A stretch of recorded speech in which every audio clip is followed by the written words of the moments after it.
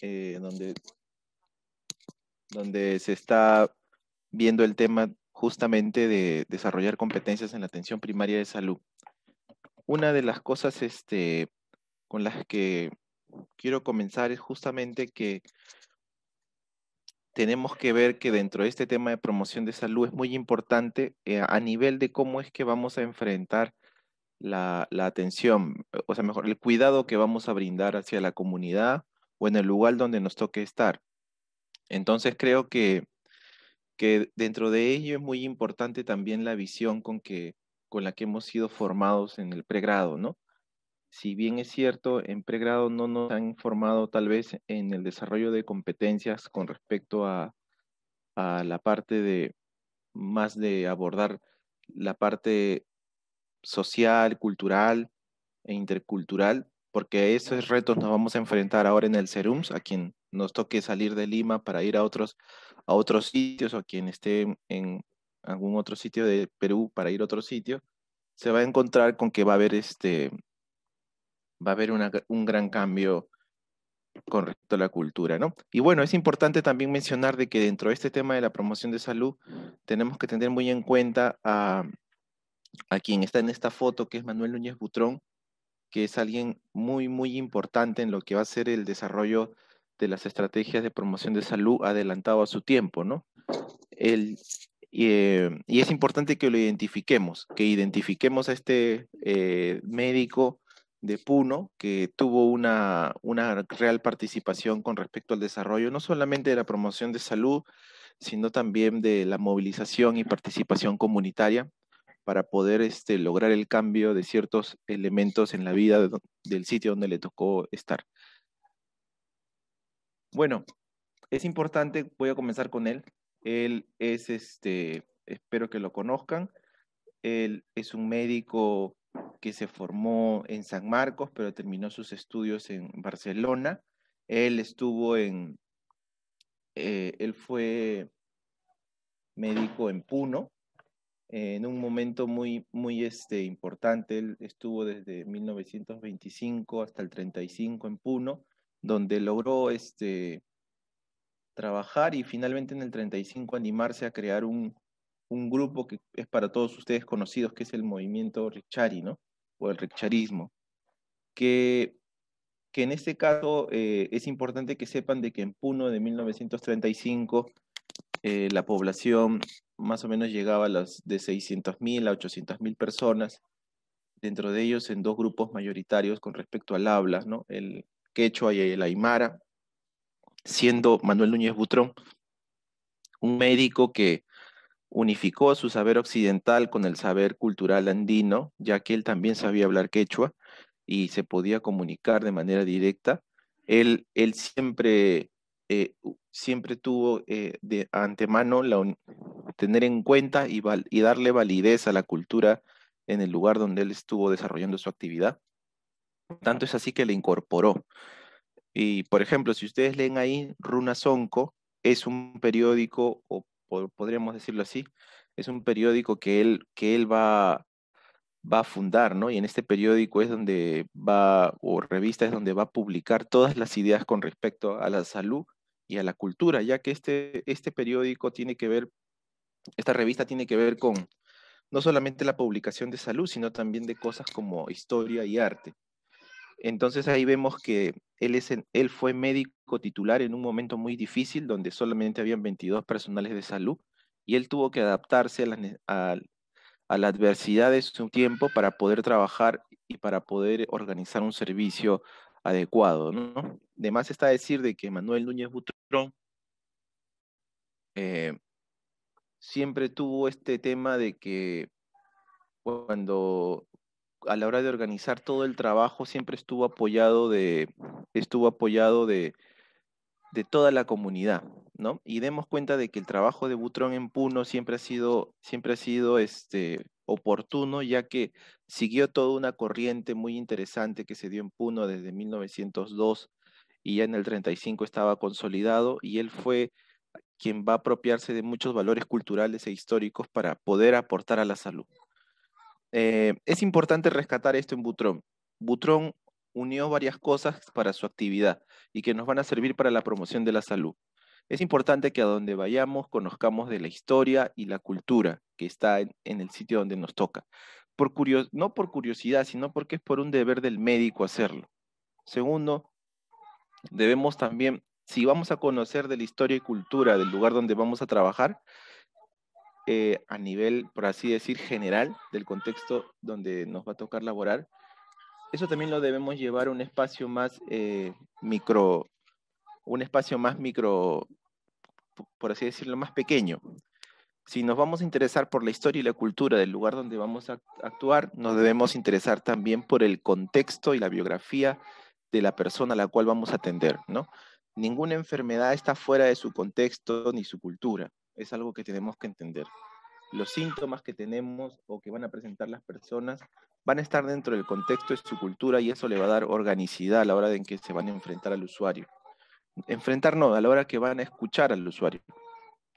Y en el contexto del trabajo de participación comunitaria, por ejemplo, que se dio con Butrón, había una idea de memoria y resistencia, ¿no? La idea de recoger y valorar los valores andinos para poderlos trabajar junto con el sistema de salud en el cual él quería trabajar, ¿no? Ahora, es importante estos dos puntos con respecto a historia y cultura y biografía, contexto y biografía, porque a manera de relato yo cuando estuve en Miserún, en un sitio muy, muy alejado, en la frontera entre Perú y Ecuador, que nos separaba solamente un río, y, y era importante para mí, en ese momento no lo veía, pero era importante ver por qué de lunes a viernes mi atención estaba vacía y los días sábados y domingos tenía todo el puesto de salud lleno con una cola de hasta 50 personas, ¿no? Y yo en ese momento, porque no tenía dentro de mi formación tal vez esa mirada histórica, cultural, ¿no? Del sitio donde trabajaba, llegaba incluso a frustrarme, ¿no? Y respondía que la zona donde yo estuve era una zona que era bastante de producción de café y de cacao, y donde, como ustedes saben, son producciones muy importantes y que se dan una sola vez, y dedicaban todo su trabajo prácticamente al café y al cacao, em, y lo hacían de lunes a viernes, ¿no? Y tal vez esa ignorancia mía no me hacía ver de que el trabajo que ellos tenían como comunidad ya había establecido unos días de atención y unos horarios, ¿no? Y que los días que le quedaba a la comunidad para poder atenderse era el fin de semana. Me costó mucho poder entenderlo y adaptar mi atención. ¿Por qué les refiero a eso? Porque conocer eso les va a poder adaptar el servicio a las necesidades de la comunidad. No, no es que la comunidad se va a adaptar a tus necesidades o las necesidades del servicio. Y eso es algo muy importante, ¿no? Eso mismo, a manera macro, como les decía, historia y cultura nos va a ayudar a comprender. Y a manera micro, a nivel ya del diálogo directo con el usuario, nos va a llevar a tener en cuenta la historia mejor dicho, el contexto y la biografía. Entonces debemos partir por eso, que es muy importante. Es importante también reconocer, al menos en Butrón, de que tal vez de uno de los primeros casos en donde él va a incorporar los valores culturales. Y con incorporar quiero decir que le va a dar validez a la cultura, le va a dar validez a las acciones de la comunidad. Porque un principio fundamental del trabajo en promoción de salud es la participación. Pero una participación real implica que la población tenga poder de decisión en el desarrollo de estas cosas, ¿no? En el desarrollo de la acción emprender.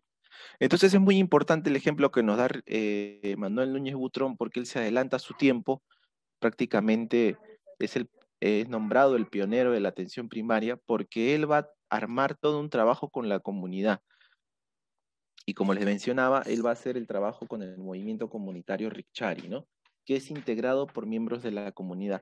Miren ustedes lo interesante, pónganse ustedes en la piel de Butrón. 1935 tenía que enfrentar prácticamente una población de 600.000 personas que viven en zonas alejadas y donde se da cuenta que su esfuerzo personal, o sea, él estaba en la capital de Puno, y que no podía llegar a los caseríos ni a las provincias. Y entonces eso lo llevó a pensar cuál era el mejor forma de organizarse para poder llegar y poder atender. En un momento donde había una epidemia de tifus y de viruela. Entonces, él supo usar el conocimiento histórico y cultural de Puno, porque Puno es prácticamente en el siglo XIX la cuna del desarrollo de toda una vanguardia literaria, cultural, sociológica, antropológica, hasta el mismo Mariátegui tiene que interesarse por Puno, que posteriormente le va a ayudar a desarrollar sus ideas con respecto al problema del indio. Entonces, vemos que Butrón surge justamente en este escenario cultural donde un rasgo importante es que él va a comprometerse con los problemas de su tiempo. ¿Y cuál era el problema de su tiempo? El problema de su tiempo era el problema del indio. Y si ustedes han leído Arguedas, El sueño del Pongo, la forma en que trataba el terrateniente al Pongo, poco más como un esclavo, eh, Butrón se estaba en ese escenario, ¿no? Y tenía que revalorar esa cultura andina para ponerla en marcha con respecto a la salud y que tenía un valor muy importante. ¿Y por qué les menciono esto? Porque la geografía donde ustedes vayan, aunque parezca, tenemos que desaprender mucho, quitarnos mucho lo de la formación en la universidad, pero incluso hasta la geografía tiene que ver en la constitución de la personalidad de las personas, ¿no? O de las comunidades.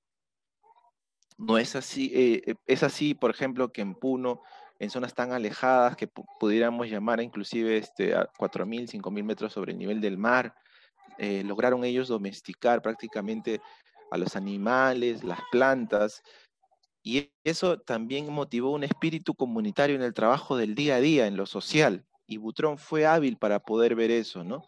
Y poder sobre eso montar toda una estrategia de salud. Porque como les decía, 22 personales de salud para 600.000 o 900.000 personas de la época era algo muy, muy fuerte. Imagínense ustedes estar en un centro de salud, tener esa cantidad de usuarios y encima no poder movilizarse. ¿Cuál es la mejor estrategia? La mejor estrategia era capacitar en las propias comunidades a las personas para poder lograr que, ellos puedan facilitar, por ejemplo, en la vacunación contra la viruela, para poder facilitar contra el trabajo contra la tifus exantemática. Y lo logró. En cada comunidad formó personas. Lo que hoy conocemos como agentes comunitarios, los primeros fueron los Ricciari en 1935. Pero es importante notar de que lo que hizo Butrón fue entender su contexto para poder plantear una manera de trabajo. Pero esto no vino de la nada.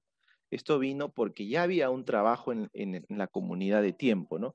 Como personas como Manuel Z. Camacho, que crearon la Escuela Rural Indígena en 1902, como Telésforo Catacora, Gamaliel Churata, José Antonio Encinas, ya habían hecho un trabajo previo con la comunidad, en donde ya cuando Butrón lo hace ya había una cadena de escuelas rurales. ¿Por qué? Porque la educación en ese momento era prohibida para el indio. La justicia era adversa al indio. La salud era adversa al indio. ¿Y qué fue lo que hizo Butrón? Fue comprometerse con los problemas del indio y las comunidades. Eso ya nos habla de una postura con respecto al cuidado de la salud. Un médico que no sea capaz de, en el sitio donde está, leer la historia y cultura y los problemas del momento de esa comunidad, poco y más que la atención que haga es mediocre y tal vez será pues con respecto a lo asistencial, pero con respecto a los temas de convertirse en un intelectual orgánico comprometido con los problemas de esa comunidad, sí tal vez le va a dar un significado mayor al trabajo, ¿no? Y eso fue lo que logró Butrón, y hay que reconocérselo, el poder ver eso en un tiempo donde tal vez nadie lo hacía. Tanto es así que Butrón pues es para nosotros un pilar muy importante y tal vez le he dedicado estos minutos porque creo que es importante que ustedes conozcan sobre él, ¿no? Hay un buen artículo escrito por Marcos Cueto en su libro Epidemias en el Perú, donde prácticamente nos cuenta la gran historia épica de Manuel Núñez Butrón y los Ricciari, que claro, ojo, la historia de la medicina no puede basarse solamente en los hechos de la ciencia y de las personas, sino también habla de dos puntos: el saber médico con los usuarios, quiere decir esto, el cuerpo médico con la sociedad. También tenemos que saber qué estaba pasando en la sociedad. Y Butrón sí lo supo leer muy bien. Era un momento muy álgido que lo obligó a innovar en función a la organización de la salud de su territorio, creando los Ricciari y una organización comunitaria que al día de hoy carecemos de sistematizarla. Debería ser un deber, porque eso le da identidad a nuestra atención, y no solamente en la parte andina, sino también en la parte amazónica. Eh, y es siempre importante preguntarse por qué esfuerzos de esta naturaleza surgen a 3.800 metros de altura. ¿Por qué en Puno y no en Lima? ¿Por qué en Puno y no en una urbe? Siendo en ese momento el altiplano peruano tal vez lo más excéntrico, ¿no? Lo periférico, la urbe es Lima, Buenos Aires, Santiago, que lo normal en la comunidad latinoamericana era que surja en la urbe porque ahí está la mayoría cantidad de intelectuales.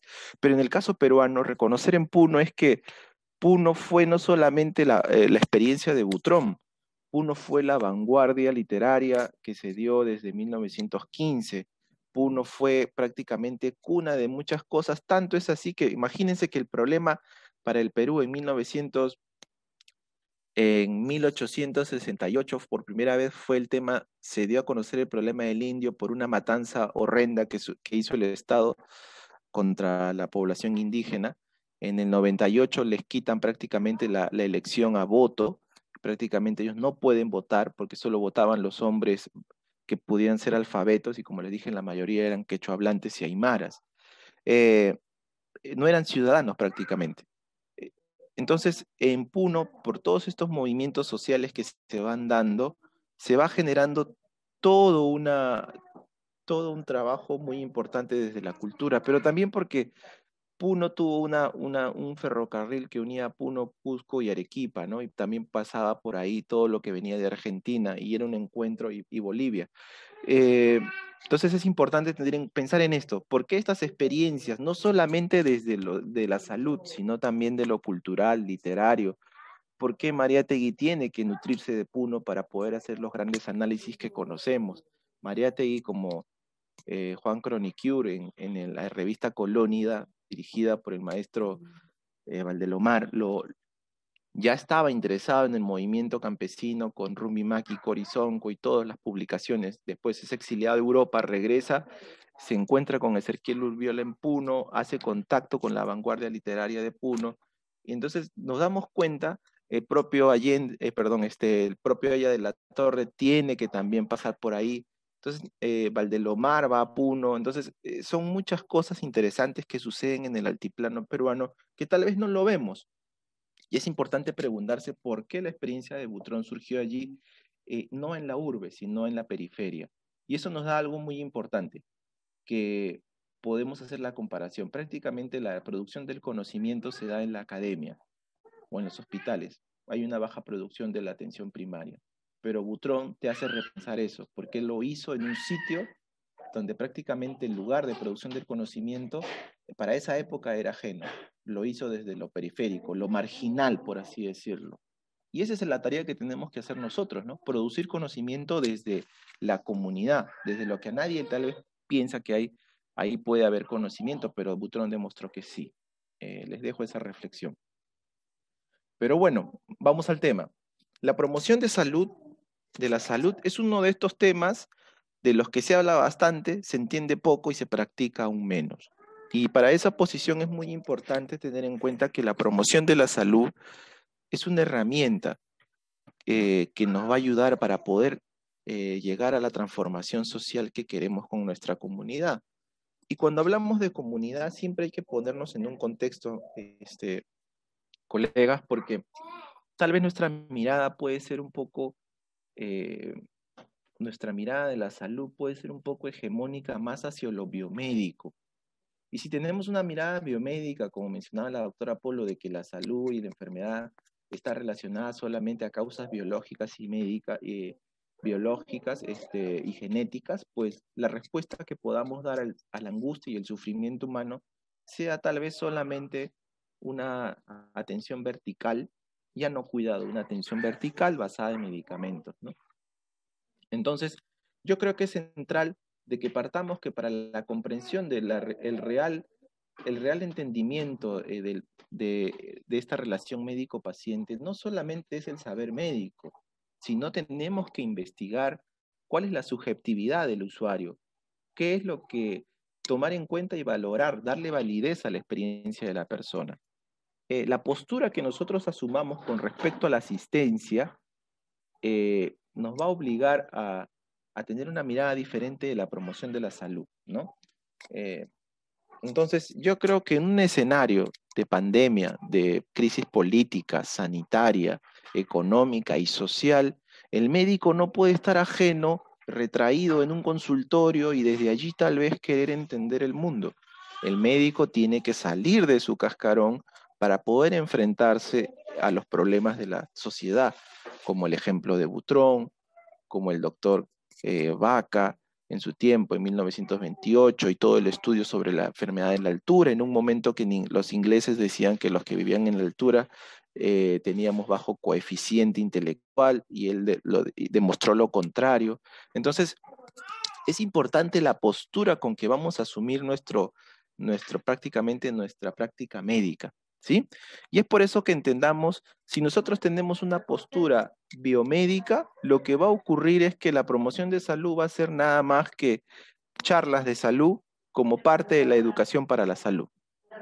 Si lo, si lo buscamos, si lo tenemos en cuenta desde un punto más integral, la promoción de la salud nos va a significar una herramienta de estrategia política para poder lograr el cambio para poder lograr el cambio y favorezca la salud y el estado de vida de los pacientes, ¿no? Entendiendo la política como colocar a la salud como el centro de la prioridad de los gobiernos locales y el gobierno central. Entonces decíamos que la promoción de la salud es uno de estos temas, pues, de los cuales a veces lo vemos un poco marginal desde la estrategia de promoción de salud o PROMSA, ¿no?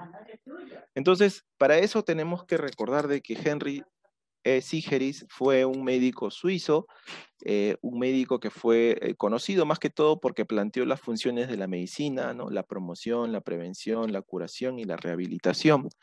Pero él ya en esa época, Sigeris nos decía de que se promueve la salud garantizando un nivel de vida decente, buenas condiciones laborales, de educación, de cultura física y deportiva, así como los medios para el descanso y la recreación. Eso nos lo decía ya muy temprano, ¿no? En la década de los 40 ya Henry Sigeris nos hablaba de esto y ya prácticamente nos colocaba la diferencia entre promoción de la salud y prevención de la salud desde un punto de vista muy temprano. Entonces Henry Sigeris es médico, pero a la vez también es un historiador de la salud, ¿no? Prácticamente alguien que impulsó todo un movimiento de la medicina social, porque él relacionó cómo por así decir, las determinantes sociales de la salud tienen que ver con la producción del estado de la salud, ¿no? En las personas.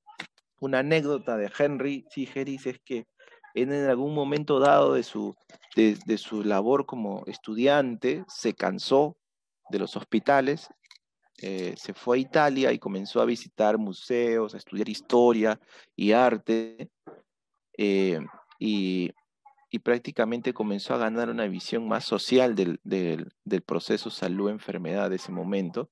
Regresó a terminar los estudios y finalmente va a estudiar la especialidad de historia de la medicina, en donde va a descubrir y va a dar aportes muy importantes. Ojo, lo bueno de Henry Sigeris para la época es que nos da una visión de la historia de la medicina, no de los logros de la ciencia y de los personajes, porque tal vez hacer eso es un poco simple, ¿no?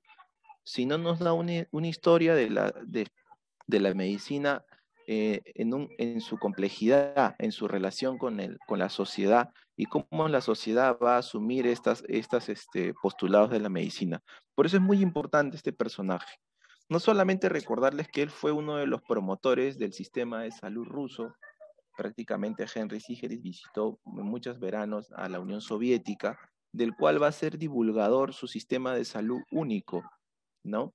Este sistema de salud único que después va a ser tomado en cuenta por Inglaterra y que posteriormente en el 45 planteará su sistema nacional de salud basado en la exploración de Henry Sigeris sobre su inmersión en la Revolución Rusa, ¿no? Y cómo ellos abordaban la salud, porque ya incorporaban el sistema único de salud, la atención en el territorio, la participación de la comunidad, que fue un hecho muy importante, y él fue divulgador desde la Universidad nada más que de la John Hopkins, de la cual él participaba. Entonces es muy importante la vida de este personaje. Entonces, el concepto de promoción de salud de la Conferencia de Ottawa del 86, nos estamos pasando de la década del 40, donde ya él nos hablaba de un concepto de la promoción de la salud, se promueve la salud brindando buenas condiciones de vida. En la Conferencia de Ottawa del 86 nos dan ya más luces, ¿no? La promoción de la salud es la encargada de proporcionar a los pueblos los medios necesarios para mejorar su salud y ejercer mayor control sobre la misma. Este es uno de los conceptos fuentes más potentes. Yo me acuerdo que en la época de estudiantes, en primer y segundo año, estábamos metidos en esto y era difícil tal vez entenderlo para el momento, ¿no? Entonces, remarquemos, la encargada de proporcionar a los pueblos los medios necesarios para mejorar su salud y ejercer mayor control sobre la misma. La promoción de la salud se refiere a un conjunto de intervenciones orientadas a que la población asuma y ejerza prácticas que busquen modificar y mejorar las condiciones de vida y salud. Entonces, esto juntándolo con lo de la definición de Henry Sigeris nos da un marco más amplio, ¿sí? Nos da un marco que no está limitado a la prevención de enfermedades, pero es necesario poderlo comprender mejor, tener una mayor comprensión sobre este tema.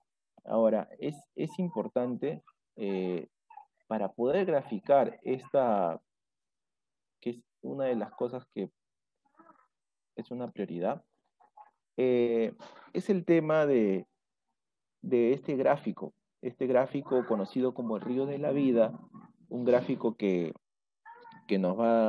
es de Erickson y Lindstrom, donde nos va a graficar más o menos, y creo que prestemos mucha atención aquí para poder entender este gráfico del río de la vida, que es muy importante porque nos habla sobre la salutogénesis. Entonces, este río de la vida o esta salutogénesis que nos va a proponer Antonovsky representa dos. Si ustedes pueden ver, está el río en la parte superior, espero que se pueda ver aquí, y está una cascada que se logra ver, donde está la muerte y la enfermedad. Es importante ver de que hay una diferencia desde la parte superior a la parte inferior, ¿verdad? Prácticamente la enfermedad está representada en la cascada, pero la calidad de vida es el horizonte y el fin. Si ustedes pueden ver, está en inglés, quality of life, calidad de vida y bienestar, está justamente donde termina esta flechita de la salutogénesis. Entonces tenemos el río de la vida, tenemos la cascada, la cascada, o sea, donde va a estar representada la enfermedad y la muerte, y tenemos también la calidad de vida, que es el horizonte y el fin, que está en este lado. Espero que me puedan seguir. El río representa dos conceptos. Este río que está aquí va a representar dos conceptos que son muy importantes. Dos conceptos que están totalmente polarizados, ¿verdad? Ambos en diferentes polos. En la parte superior se localiza la salud y en la inferior la enfermedad, como logramos ver. Pero además, ambos eventos están relacionados con el bienestar a la salud, el horizonte.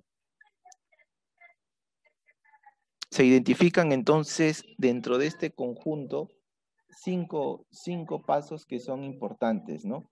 Cinco etapas que van a separar la salud de la enfermedad. Estas son la promoción de la salud, la educación para la salud, la parte preventiva, la parte de protección de salud y la parte curativa.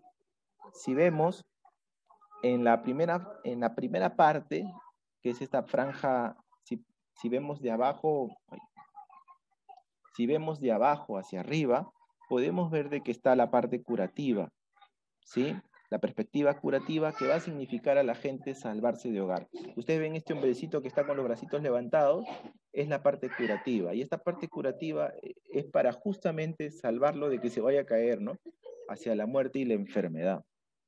Y es muy importante ver porque esa parte curativa va a tener un alto costo, ¿no? Con respecto a que logremos el objetivo de que no muera o que no enferme de gravedad. Entonces, esa parte va a ser donde se van a utilizar tal vez las tecnologías más complejas y se gaste más dinero para poderlo lograr. También tenemos una segunda franja, que es la franja protectora, y que vamos a poder ver que es la franja protectora de salud, donde se trata aquí de colocar barreras para que la persona no llegue a caer en esta espiral no llegue para caer en esta espiral del río o de la cascada, donde puede tener problemas considerables a la salud. Entonces, para ir recapitulizando rápidamente, tenemos entonces el río de la vida, que nos expresa justamente que tiene dos polos, un polo superior y un polo inferior, prácticamente de salud y enfermedad y muerte, y que ambos polos van a tener una dirección concreta, que es la dirección del bienestar, de la calidad de vida y del bienestar. Pero lo que nos separa de un polo de otro, de la salud y de la enfermedad, es la promoción de la salud, la educación para la salud, la parte preventiva, la parte de protección de salud y la curativa. Hablábamos que en esta parte donde está la cascada y el hombrecito ya está que se cae, es la parte curativa, en donde vamos a intervenir ya cuando el problema está dado para evitar la muerte o la enfermedad, y usaremos, por ejemplo, tecnologías más costosas para el sistema de salud. Si seguimos más arriba, tenemos la parte protectora y preventiva. En la parte protectora se trata de colocar una barrera para evitar de que tal vez esta persona llegue a la cascada. Y es una parte muy importante porque queremos evitar que la persona caiga. Pero en esta parte protectora, donde está esta mallita, el rol que ejerce la persona es un rol pasivo, porque las intervenciones tendrían como objeto evitar los riesgos de caer enfermo. Y ahí hay varios ejemplos, ¿no? Como de cloración del agua, fumigación de espacios públicos, etcétera, ¿no? En la parte también ya más preventiva, como ustedes pueden ver ahí, el personaje es justamente el de darle un chaleco salvavidas, ¿no? Un chaleco salvavidas en donde se trata de administrar este chaleco para que la persona pueda seguir flotando en el río y no se ahogue, no vaya en dirección a la cascada. En este caso, el individuo justamente también se plantea de que ahí debe haber administración de vacunas, lavado de manos, quimioprofilaxis, etcétera, ¿no? Tenemos una tercera franja que es la educación para tenemos aquí la segunda franja que es la educación para la salud, en donde la persona va a asumir un rol más activo, en donde va a participar y prácticamente va a entrar en esta lógica de aprender conocimientos, habilidades para no caer en esta cascada. Y ahora lo que sí es importante es que la educación para la salud nos va a significar una herramienta que va a ser utilizada tanto para promover como para prevenir la salud, ¿no? En los individuos y en las comunidades. Y tenemos la franja de la promoción de la salud, donde sí vamos a ver que esta ubica la promoción de la salud, que es la primerita, y donde vamos a ver que se trata aquí nos habla de la creación de condiciones previas, se trata de la creación o facilitación de condiciones previas o determinantes sociales necesarias para el desarrollo de una vida saludable. Entonces, la clave del proceso está en aprender a reflexionar sobre las opciones del desarrollo que vamos a tener con respecto de las personas que vamos a atender y en qué posición se encuentran, ¿no? La población que va a estar muy cercana a la cascada vive en permanente riesgo, ¿verdad? Son los que va a estar sometida a la enfermedad. Al estar enferma, su riesgo de caer a la cascada es mayor que estando sana y en un ambiente de bienestar. Entonces, el río, el agua, tiene peces y es un medio de transporte, pero también de exposición al peligro. Se presentan remolinos, cascadas, turbulencias, que van a afectar a las personas más débiles y sin oportunidades. Entonces, yo creo que esta pequeña gráfica nos va a poder ayudar a diferenciar cuáles son los pasos en el río de la vida de una persona y de la comunidad. Como decía, tenemos que remarcar, ¿no? Las personas que estén más cerca a la cascada, que son las que ya tienen que ver con una parte curativa y preventiva, nos va a significar de que otro tipo de enfoque de cómo lo vamos a abordar, ¿no? Tenemos la parte protectora y preventiva, donde se va a colocar una barrera e incluso se va a dar un chaleco salvavidas para que la persona evite caer en esta cascada. Y en la parte más superior tenemos a la educación para la salud como herramienta para las comunidades y los individuos para que puedan también mejorar su salud, y la promoción de la salud, que va a haber más en la parte de las condiciones en las condiciones sociales de vida de las personas. El punto es que tenemos comunidades que prácticamente van a estar más cerca a la cascada y que por lo tanto van a estar tal vez más en riesgo de caer enfermos o estar enfermos, pero también tenemos comunidades en donde están en la parte superior, en donde tienen mayores condiciones de vida que les permiten nadar a este horizonte del bienestar, ¿no? De la calidad de vida y el bienestar. Entonces son dos ejes muy importantes que hay que reconocer. Es importante ver que existen diferencias entre la prevención y la promoción de la salud. ¿A quién se dirige? Por ejemplo, la prevención va dirigida a individuos, grupos en riesgo, ¿no? Individuos o grupos posiblemente enfermos. En el caso de la promoción de la salud es dirigido a la población en general, comunidades y a grupos específicos, etnia, niños y mujeres. En el caso Estimado del rol doctor, del... 2 minutos, por Dígame. favor. Sí, en el caso 2 minutos. del rol de la comunidad, tenemos que impulsa la participación comunitaria dependiente de los servicios de la salud, y en el caso y en el caso de la promoción, impulsa el empoderamiento comunal y participación activa de la comunidad. Finalmente, son varias diferencias. En relación con la salud, la prevención ejecuta acciones anticipatorias a la enfermedad, pero en la promoción la intervención se realiza en escenarios sociales, barrios, escuelas, municipios. El objetivo, por ejemplo, es reducir los factores de riesgo de enfermar, y en la promoción es incidir en las determinantes de la salud para generar cambios en las condiciones de vida. Entonces, esta imagen ya la conocen, que es sobre el modelo de determinantes de la salud. ¿Qué son las determinantes de la salud? Porque está relacionada con la promoción de la salud. Son las condiciones en las cuales la gente nace, crece, vive, trabaja y envejece, según el informe del 2008, muy importante, que hay que leer, que es de Michael Marmot, importantísimo. ¿Por qué tratar a la población y devolverle luego a las condiciones de vida que las enferman? ¿No? Eso es puramente enfoque biológico y no social. Les quería comentar la experiencia de nosotros rapidito. Nosotros en Caraballo hemos hecho una mesa intersectorial de salud mental, donde hay muchos actores. Están las ONG, Socio en Salud, DEMUS, está Plan Internacional, está otro centro de salud mental, ASIRI, la sociedad civil con la red de mujeres, las Caraguayas de Caraballo, UNICEF.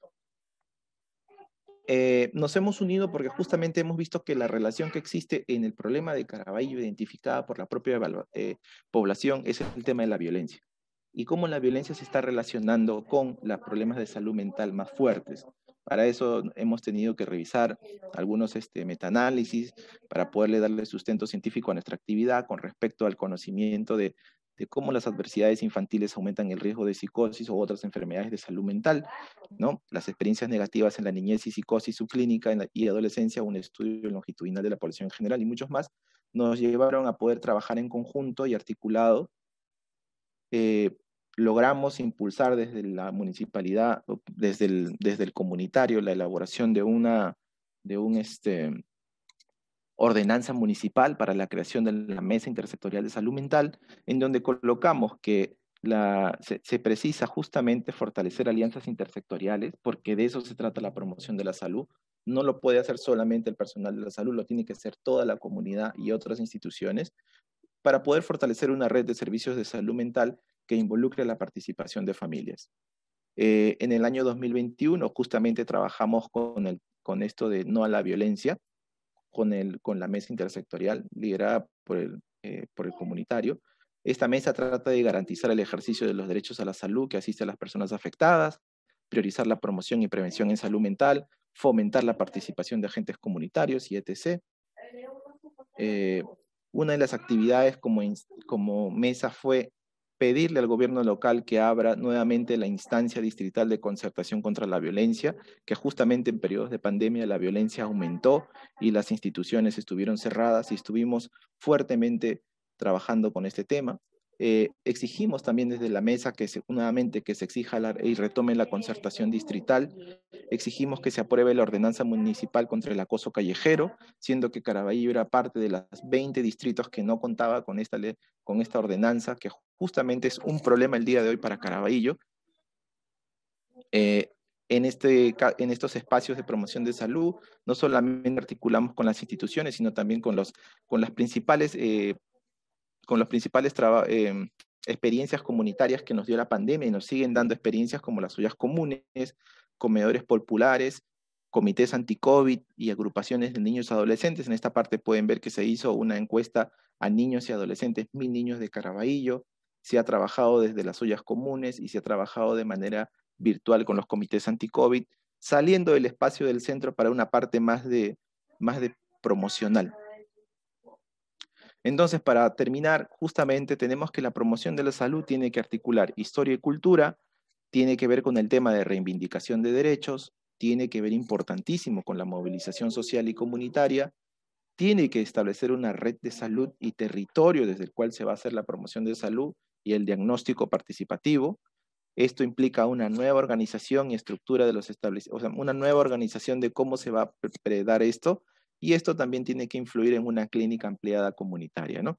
Entonces, yo creo que es importante, para terminar ya, tener una mirada de la promoción de la salud un poco más, fuera de los márgenes que nos han brindado tal vez en la formación de pregrado, y eso lo pueden encontrar tal vez leyendo a Butrón, en donde van a ver que la promoción de salud ya adquiere un verdadero rostro comunitario, y todo espero que eso les sirva, porque aunque no lo crean, la parte de entender la historia y cultura de la comunidad a la que van va a ser importante para poder brindar el mensaje de cuidado de la salud a esa comunidad y que puedan identificar cuáles son los problemas de esa comunidad, que es muy importante. Toda esta exposición se la dedico a un médico de familia que falleció justamente en el tema de la pandemia. Justo ahí está en una de sus visitas domiciliarias en pandemia y bueno, muchas gracias.